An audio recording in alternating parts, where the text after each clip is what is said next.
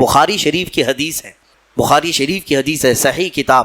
حضور پاک صلی اللہ تعالیٰ علیہ وسلم نے فرمایا جس نے دن میں یہ 100 مرتبہ پڑھ لیا، دن بھر جو کچھ بھی کیا گیا تھا سب اللہ معاف فرمائے گا۔ تو رواج یہ دیا جاتا ہے کہ 5 وقت کی نمازوں میں اگر تم سے 50 یا 55 مرتبہ ہو جائے، 11 مرتبہ پڑھتے ہیں، باقی کا بچا ہوا اپنے رات میں سونے کے وقت پڑھ لو تاکہ دن بھر کی خطائیں معاف ہو جائیں۔ اور بخاری شریف کی سب سے آخری حدیث جس پر ختم بخاری ہوتی ہے اور اس کی تلاوت کے بعد دعائیں قبول ہوتی ہیں، بزرگوں نے فرمایا بخاری شریف کا جب ختم ہوتا ہے نا، جیسے ختم قرآن بھی ہے نا، شب قدر کو ختم قرآن کی محفل ہوتی ہے، بخاری شریف کی ختم کی بھی محفل ہوتی ہے، اور بزرگوں نے فرمایا ختم بخاری کے وقت جو حدیث آخری پڑھی جاتی ہے اس وقت مجمع میں جو بھی دعا کرے گا اللہ اس کی دعا قبول کرے گا۔ وہ کیا پڑھی جاتی ہے؟ بخاری شریف کی آخری حدیث، میرے آقا صلی اللہ علیہ وسلم نے فرمایا کلمتان حبیبتان الی الرحمن خفیفتان علی اللسان ثقیلتان فی المیزان سبحان اللہ وبحمدہ سبحان اللہ العظیم۔ میرے آقا فرماتے ہیں 2 کلمے ایسے ہیں جو رحمان کو سب سے زیادہ پیارے ہیں اور زبان پر سب سے ہلکے ہیں اور میزان میں سب سے بھاری ہیں۔ زبان پر بہت ہلکے ہیں، میزان پر سب سے بھاری ہیں۔ وہ 2 کلمے کیا ہیں؟ میرے آقا فرماتے ہیں سبحان اللہ وبحمدہ ایک کلمہ، سبحان اللہ العظیم دوسرا کلمہ۔ یہ ایک دوسری حدیث میں آگے وبحمدہ استغفر اللہ کا بھی اضافہ ہے۔ اب مسئلہ جو میں بتا رہا تھا وہ یہ ہے، 2 مسئلے میں بتاتا ہوں، ایک نماز کا ایک وضو کا ہے۔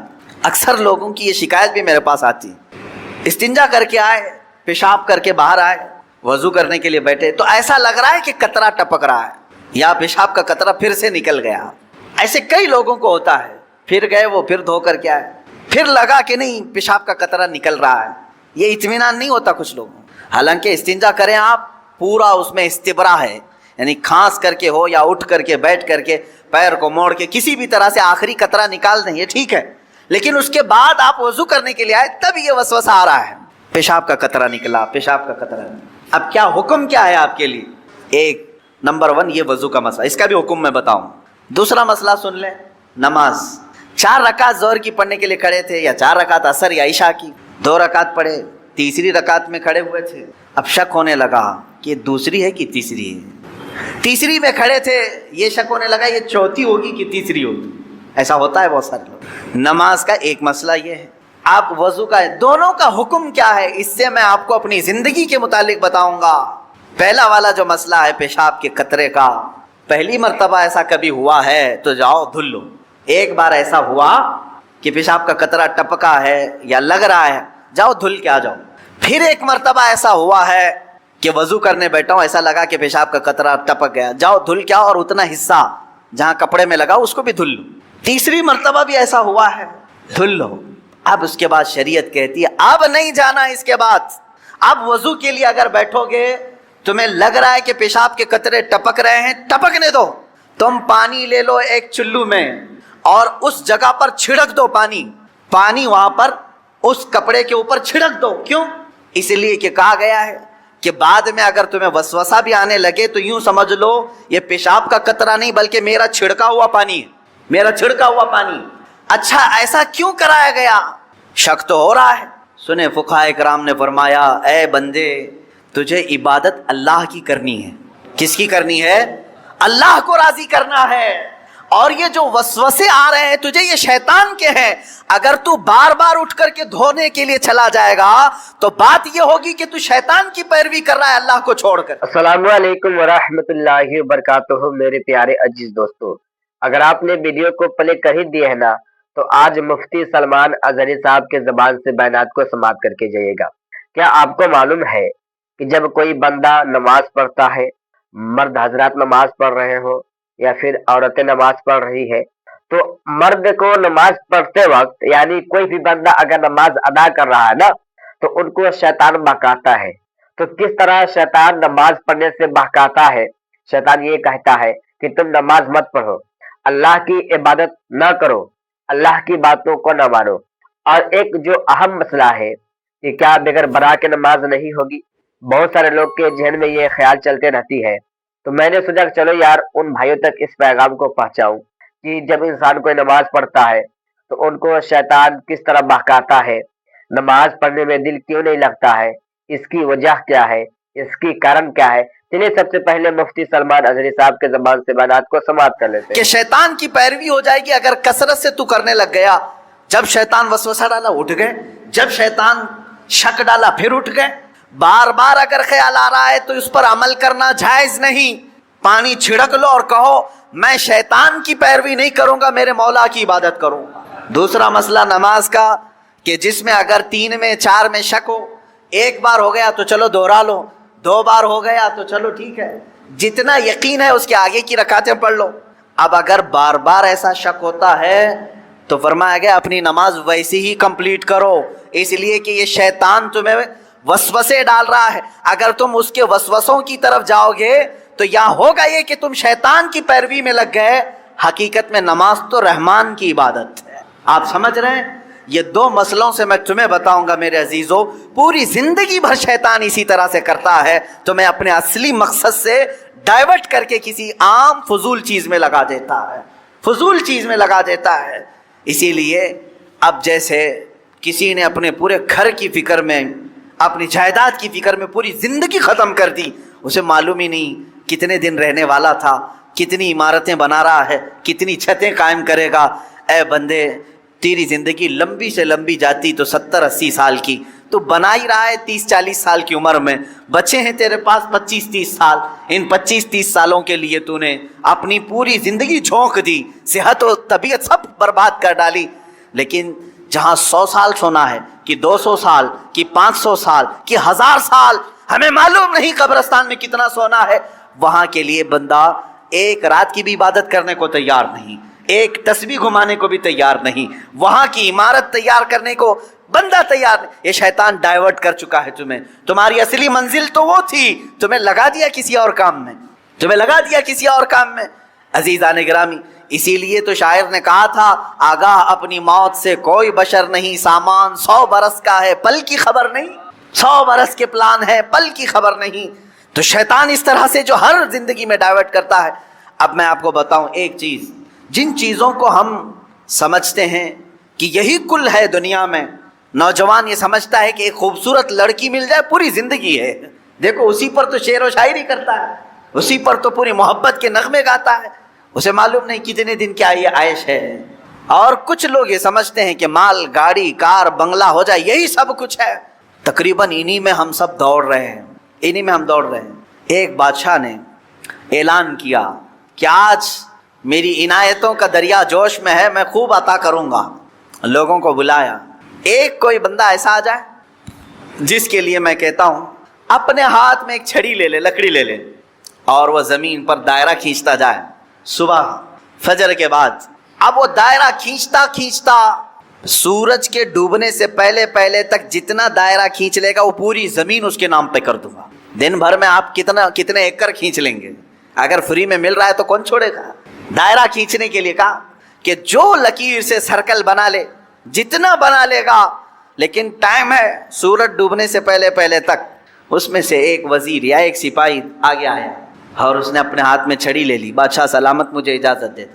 اور بادشاہ نے کہا کہ اگر سورج ڈوب گیا تو پھر ایک بالشت زمین بھی نہیں دی جائے گی، یعنی 1 فٹ زمین بھی نہیں دی جائے گی۔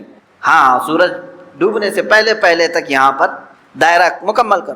اب وہ نکلا چھڑی لے کر کے، لکیر کھینچتے کھینچتے، اسے بہت بڑی زمین چاہیے تھی، اتنی بڑی کہ اس سلطنت میں کسی کی نہ ہو، جب فری میں مل رہی، کھینچتا کھینچتا وہ گیا، کافی دور تک چلا گیا، دوپہر ہو گئی، تھک گیا، کچھ دوڑا کچھ چلا۔ اب جب دوپہر ہو کر سورج ڈھلنے لگا تو اس نے سوچا واپس ہو جاتے، چونکہ جہاں سے میں دائرہ کھینچا ہوں وہاں تک لا کر کے لکیر کو ملانا ہے، اتنی زمین میرے نام پہ۔ اب واپس ہوا، اب یہ کتنے کلومیٹر کی زمین گھیرا تھا واللہ عالم، دوڑا تھا اس نے صبح سے لے کر دوپہر، نہ کھانا ہے نہ پانی ہے، دوڑ رہا تھا۔ 4 چیزیں توبہ کے لیے بیان کی گئی ہیں یہاں پہ، سمجھ کر کے چلیں آپ۔ جب کوئی آدمی کسی کفر سے توبہ کرے، نفاق سے توبہ کرے، بڑے گناہ سے توبہ کرے، اس کی 4 منزلیں ہیں۔ سب سے پہلی چیز اللہ فرماتا، کیا یہ چاہتے ہو کہ اپنے اوپر اللہ کے لیے سری محبت کر لو، سری حجت کر لو؟ یعنی اگر تم یہ چاہتے ہو کہ اللہ کی تمہارے اوپر پکڑ آ جائے تو پھر یہ کام کرتے رہو، اللہ کی پکڑ آ جائے گی۔ آگے رب تعالیٰ فرماتا ہے منافقین جو ہے یہی کام کرتے تھے، ان کے پاس جا کر بیٹھتے تھے، ڈسکس کرتے رہتے تھے، دین کے معاملات کو لے کر کے مذاق کرتے رہتے تھے، حضور صلی اللہ تعالیٰ علیہ وسلم کے معاملات کو لے کر کے آپس میں ڈسکس کرتے رہتے تھے۔ قرآن کی آیتیں اتر گئیں، اللہ نے فرمایا منافقین جہنم کے سب سے نیچے طبقے میں ہیں، وَلَن تَجِدَ لَهُمْ نَصِيرًا، اور پھر تم دیکھو گے ان کا کوئی مددگار نہیں ہوگا۔ ہاں إِلَّا الَّذِينَ تَابُوا، اب یہاں توبہ کی اہمیت بیان کی جائے، مگر وہ لوگ جنہوں نے توبہ کر لیا، وَأَصْلَحُوا، اور اپنے آپ کو سنوار لیا، وَاعْتَصَمُوا بِاللَّهِ، اور اللہ کی رسی کو مضبوطی سے پکڑ لیا، وَأَخْلَصُوا دِينَهُمْ لِلَّهِ، اور اپنے دین کو اللہ کے لیے خالص کر لیا، فَأُولَٰئِكَ مَعَ الْمُؤْمِنِينَ، تو پھر وہ مومنین کے ساتھ ہوں۔ 4 چیزیں توبہ کے لیے بیان کی گئی ہیں یہاں پہ، سمجھ کر کے چلیں آپ۔ جب کوئی آدمی کسی کفر سے توبہ کرے، نفاق سے توبہ کرے، بڑے گناہ سے توبہ کرے، اس کی 4 منزلیں ہیں۔ سب سے پہلی چیز تابو، توبہ کرے۔ توبہ گال پہ تھپڑ مارنے کا نام نہیں ہے، توبہ لفظ ہے رجوع کرنے کا۔ رجوع کا مطلب ہے جس کام کو کیا تھا اس سے اپنے آپ کو شرمندگی محسوس کرے کہ میں نے غلط کیا تھا اور چھوڑنے کا پکا ارادہ کر لیا، یہ توبہ ہے۔ کان پکڑنا، گلے گال کو تھپڑ مارنا یہ کوئی ضروری نہیں بھی کیا، تم نے سوئے سوئے دل میں ارادہ کر لیا اے اللہ مجھ سے غلطی ہو گئی، میں باز آتا ہوں، یہ توبہ ہو گئی، یہ تمہاری توبہ ہے۔ سجدے میں گر گئے، اے اللہ مجھے افسوس ہے کہ میرے سے غلط کام ہو گیا، تم نے اپنی غلطی سے توبہ کر لی، بس یہ توبہ ہے۔ توبہ کہتے ہیں پلٹنے کو، جہاں تھے تم وہاں سے پلٹ آئے۔ نمبر 1، توبہ کے بعد کیا کیا کرنا ہے؟ وہ اصلحو کا مطلب ہوتا ہے اپنے آپ کو پھر سنوارنا ہوگا تمہیں۔ مومنین کے ساتھ اگر بیٹھنا ہے تو سنوارنا ہوگا۔ اسی لیے اس آیت کے ذریعے سے مفسرین فرماتے ہیں کوئی اگر توبہ کرتا ہے کسی چیز سے فوراً اس پر اعتبار مت کرو، 6 مہینے انتظار کر کے دیکھو کہ سنورا کہ نہیں سنورا، اپنے آپ کی اصلاح کیا کہ نہیں۔ میاں آج چھوٹی چیز تھپڑ مار لیا، توبہ توبہ توبہ توبہ، اور اس کے بعد پھر کل دیکھا تو پھر وہی ہے۔ کبھی کبھار جو سچی توبہ نہیں کرتا ہے وہ آدمی چند دنوں کے بعد پھر واپس اسی گناہ میں چلا جاتا ہے۔ شریعت نے کہا ہے کہ 6 مہینے اس کا انتظار کریں، 6 مہینے اس کا انتظار کریں، دیکھیں کہ اس نے اپنے آپ کی اصلاح کر لی یا نہیں۔ کچھ لوگ صرف شادی کے لیے توبہ کر لیتے ہیں، صرف شادی کے لیے ایمان لے آ رہے ہیں، یہ بھی معاملات ہے۔ تو یہاں پر بھی حکم ہے ٹھیک ہے ایمان لائے، میں اس کا انکاری نہیں ہوں۔ کوئی لڑکی ایمان لے آئی، کوئی لڑکا ایمان لے آیا، اسلام میں داخل ہوئے، تو حکم تو یہ ہے کہ 6 ماہ اس کا انتظار کرو، دیکھو کہ حقیقت میں اس نے اپنے آپ کو سنوار لیا کہ نہیں۔ ارے ادھر صبح توبہ کیا، دوپہر میں نکاح کی محفل بیٹھ گئی، پھر شام میں پتہ چلا کہ ہو گیا، اب واپس چلو اپنے دھرم میں، یہ تو دھوکہ دینا ہوا۔ تو اصلاح کرنا اپنے آپ کی، یہ توبہ کی دوسری منزل ہے۔ تم ایمان والوں میں کب شامل کیے جاؤ گے؟ پہلے نمبر پر توبہ، دوسرے نمبر پر اپنی اصلاح۔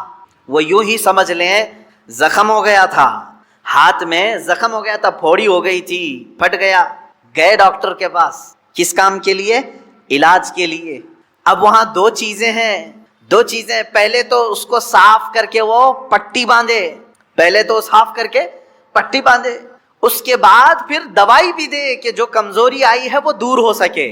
دونوں میں خالی ایک ہی کیا، خالی دوائی لے کر کے آیا، زخم کو نہ پوچھا نہ کچھ نہیں، تو زخم تو باقی رہا اور دوائی کھا رہے ہو، یا زخم کو تم نے سب پوچھ دیا لیکن دوائی کھائی نہیں، تو بھی چنگا ہونے میں، بھلا ہونے میں ٹائم لگتا ہے۔ اسی طرح سمجھ لیں کہ گناہوں سے توبہ کر لیا، پٹی باندھ لیا، اصلاح کرنے کے لیے نمازوں کی کثرت کرو، خیرات کی، یہ گولی کا کام کرے گی، تمہارے جسم کے اندر اصلاح پیدا ہو جائے گی۔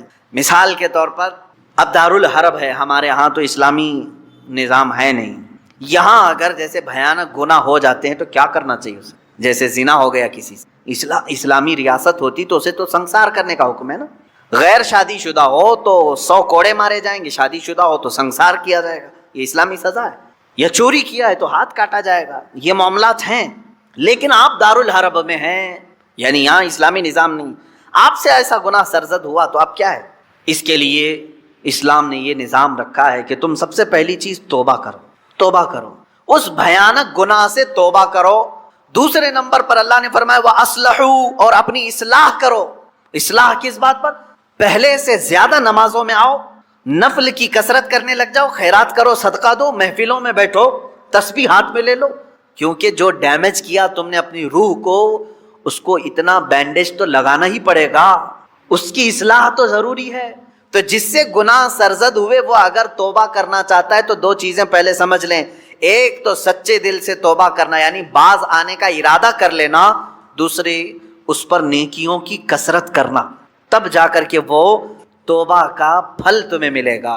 ہاں بعض جگہوں پر میں نے دیکھا ہے دیہاتوں وغیرہ میں وہ لوگ کسی لڑکے اور لڑکی کے معاملے کو دیکھتے ہیں کہ یہ غیر شادی شدہ تھے اور چلے گئے اور ساتھ میں رات بتا کر کے آئے تو ان کو پکڑ کر کے جماعت والے بٹھاتے ہیں، اسلامی سزا ہے نہیں، آپ دے نہیں سکتے۔ اور بعض دیہاتوں میں نے دیکھا ہے کہ جھاڑو لے کر کے اس کو مارتے ہیں یا ٹاول کو لپیٹ کر کے اس کو مارتے ہیں۔ یہ مذاق کر رہے ہو اسلامی نظام کا؟ مذاق ہے اسلامی نظام کا؟ وہ تو حضرت ایوب علیہ السلام کی بیوی کے لیے اترا تھا قرآن پاک میں۔ حضرت ایوب علیہ السلام نے قسم کھا لی تھی اپنی بیوی کے بارے میں کہ وہ شیطان کے پاس گئی تھی، اگر میں صحیح ہو جاؤں تو تجھے 100 کوڑے ماروں گا۔ آپ صحیح ہو گئے، 100 کوڑے مارنے والے تھے، لیکن وہ بیوی بڑی نیک شعار تھی۔ اللہ نے حکم فرمایا جبرائیل امین کو، جاؤ ایک جھاڑو جس میں 100 کاریاں ہوں وہ ایوب کو دے دو اور کہو کہ ایک بار اس سے اپنی بیوی کو مارے، ان کی قسم پوری ہو جائے گی۔ یہ قرآن میں ہے۔ وہ ایوب علیہ السلام کی بیوی کے لیے یہ بات اتری تھی۔ تو میں نے کسی گاؤں کے متولی صاحب کے متعلق یہ سنا کہ وہ بھی 100 کاڑیوں کی جھاڑو لے کر کے اس لڑکے کو مارتے ہیں جو لڑکی کو بھگا لے جاتا ہے، اور کہتے ہیں 100 کوڑوں کے برابر ہو گیا، اور اگر 100 کوڑے مارو گے تو پھر اگلا دن آپ کے کوڑے پڑنے کا آ جائے گا۔ یہاں نہیں مار سکتے، یہاں صرف یہ ہے کہ سچی توبہ کی اسے تلقین کی جائے، رو رو کر کے تو توبہ کرے، اس کے بعد اپنی اصلاح کرے۔ اپنی اصلاح کیسے؟ نیکیوں کی کثرت کرے۔ پہلے نماز کم پڑھتا تھا تو اب زیادہ کر لیں، نفل نہیں تھے تو نوافل کی زیادہ تعداد کر، درود مبارکہ آیت کریمہ کا ورد زیادہ کرے۔ یوں ہی سمجھ لیں کہ بیماری کے بعد جب آدمی اٹھتا ہے تو اسے ٹونک لینی پڑتی ہے، اچھی غذا دینی پڑتی ہے تاکہ اس کی جو گری ہوئی صحت ہے وہ جلدی صحیح ہو جائے۔ گناہ کرنے کے بعد بندے کی روح اسی طرح بیمار ہوتی ہے، توبہ کے بعد اسے ٹونک دینے کے لیے نیکیوں کی کثرت ضروری ہے، وہ نوافل کی کثرت کرے۔ نمبر 3، وَاعْتَصَمُوا بِاللَّهِ، اللہ کی رسی مضبوطی سے تھام لے۔ یہ اللہ کی رسی ہے کیا؟ اس پر ہی بہت گھنٹوں تفسیر ہو جائے گی۔ یہ قرآن پاک میں گزر وَاعْتَصَمُوا بِحَبْلِ اللَّهِ، چوتھے پارے میں یہ آیت گزر چکی ہے، اور یہاں اللہ نے فرمایا وَاعْتَصَمُوا بِاللَّهِ، اللہ کی رسی مضبوطی سے پکڑ لو۔ اللہ کی رسی کیا ہے؟ آسمان سے کوئی چیز لٹک رہی ہے کہ اس کو پکڑ کر کے جھولتا رہے گا، چھوڑے گا نہیں۔ اللہ کی رسی، مفسرین کے الگ الگ اقوال ہیں۔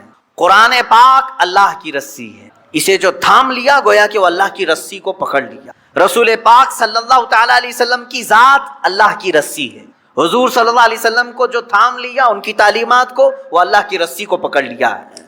اہل بیت اطہار جو رسول اللہ کی آل ہیں، ان کو کہا گیا ہے کہ وہ اللہ کی رسی ہیں، ان کو جو تھام لیا وہ اللہ کی رسی کو پکڑ لیا۔ اہل اللہ جو ہیں، اولیاء کاملین، یہ اللہ کی رسی ہیں، ان میں سے کسی کو اس نے تھام لیا وہ اللہ کی رسی کو پکڑ لیا۔ تو توبہ کرنے کے بعد اور دو چیزیں ایکسٹرا ہو گئی، ایک اصلاح، دوسرے نمبر پر اللہ کی رسی کو پکڑنا ہے، یعنی قرآن لے لو۔ قرآن کو لے لینے کا مطلب یہ نہیں ہے کہ پکڑ کر کے زندگی بھر رہے، قرآن کی تعلیمات پر چلے، قرآن سے لگاؤ اور محبت بڑھا لے، اور اس کی تلاوت کثرت سے کرے، یہ اللہ کی رسی ہے۔ حضور پاک صلی اللہ علیہ وسلم سے محبت زیادہ کر لے، وہ اللہ کی رسی ہے۔ اور یہ ایک بات یاد رکھیں، میں آپ سے کہتا ہوں، یہاں میرے پاس ایک رسی ہے، ایک اس کا سرا، ایک کونا میرے پاس ہے، ایک باہر، اور آپ نے اس رسی کو پکڑ لیا، اور جب میں رسی کھینچوں تو سیدھے آپ کس کے پاس آئیں گے؟